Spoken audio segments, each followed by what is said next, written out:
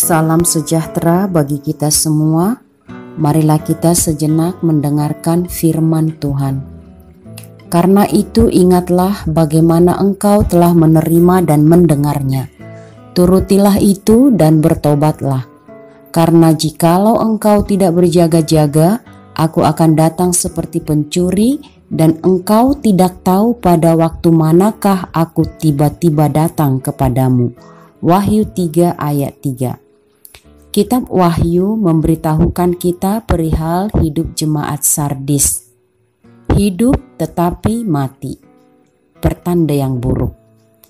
Merasa diri baik-baik saja, menjalankan ibadah rutin dengan baik-baik saja, tidak merasa ada sesuatu yang salah atau sakit. Istilah yang kita kenal pada masa pandemik ini, OTG, orang tanpa gejala. Padahal perlahan sedang menuju maut, bukan hanya untuk dirinya sendiri tetapi bisa menularkan maut kepada orang lain.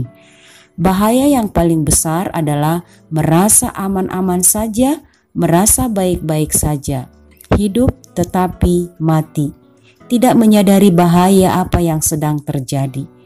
Tuhan tidak ingin umatnya berjalan menuju maut. Tuhan melihat keadaan hidup kita yang seutuhnya. Tuhan tahu hidup macam apa yang kita sedang jalani hari ini. Dan Tuhan tidak mau seorang pun di antara kita hidup berujung pada maut. Itu sebabnya Tuhan memberikan peringatan yang disampaikan dengan penglihatan kepada Yohanes.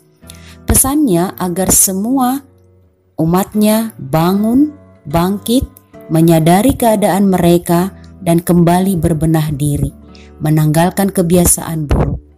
Hidup sebagai seorang Kristen tidak hanya sekedar nama, tetapi nama itu harus benar-benar hidup, terasa dan terlihat karakter Kristiani, karakter yang gerejawi, seperti hidup Kristus yang kita puja dan sembah. Apa yang harus kita lakukan untuk bangkit kembali dari keadaan yang buruk itu? Tidak ada yang lain kecuali kembali kepada firman Tuhan. Satu-satunya yang dapat mengembalikan kita kepada keadaan menjadi baik. Ingatlah, kembali kepada firman Tuhan yang telah kita dengar dan yang telah kita terima. Sebagaimana Yohanes katakan kepada jemaat di Sardis. Roh Tuhan menuntun kita untuk melakukan hidup sesuai dengan firman-Nya dan bertobat. Mengikuti arahan hidup dari Tuhan, melakukan segala sesuatu pekerjaan dengan baik dan benar dengan tuntunan firman Tuhan, tidak mencemarkan diri dengan perbuatan-perbuatan jahat, tidak membuat kebiasaan menjadi kebenaran, tetapi kebenaran Tuhan menjadi kebiasaan yang harus kita hidupi. Mentaati firman Tuhan dengan mengutamakan Tuhan di dalam hidup dan pekerjaan kita. Mungkin akan terasa sulit melakukan yang benar ketika kita biasa melakukan hal yang salah. Namun dengan kemauan kuat, berbalik kepada Tuhan, membuka hati pada peringatan Tuhan dan percaya kepada firman-Nya akan mengubah hidup kita. Firman Tuhan berkuasa menuntun kita untuk melihat dari sedang berada di mana dan kemana arah tujuan hidup yang kita jalani. Hanya firman Tuhanlah yang mampu membuat kita insaf akan kebiasaan salah dan dosa yang sedang merasuki hidup kita, bahkan bahaya yang sedang mengancam kita. Firman Tuhan menjadi kekuatan yang dapat menyembuhkan dan membersihkan kita dari semua pelanggaran yang kita lakukan. Allah sangat mengasihi kita dan Dia mengingatkan kita akan kebenaran firman-Nya. Ingatan yang baik akan firman Tuhan akan memulihkan kita dan mendorong hidup kita secara baik dan benar. Ingatan yang buruk akan membawa kita kepada maut. Berjaga-jagalah selalu. Kiranya Tuhan melihat kita dalam keadaan hidup, tidak mati. Hidup dan menjadi orang-orang yang dimenangkan oleh kuasa firman Tuhan.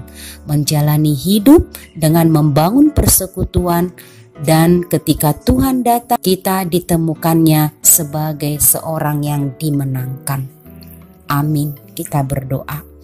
Terima kasih Tuhan, Engkau mengingatkan kami supaya kami kembali menjalani hidup kami menuruti firman-Mu dan bertobat. Biarlah kami Tuhan tetap berjaga-jaga dengan hidup sesuai dengan kebenaran firman-Mu. Tolong kami supaya kami tetap mengarahkan hidup kami untuk hidup sesuai dengan firman-Mu. Terima kasih ya Tuhan, terpujilah nama-Mu, di dalam Yesus Kristus kami berdoa.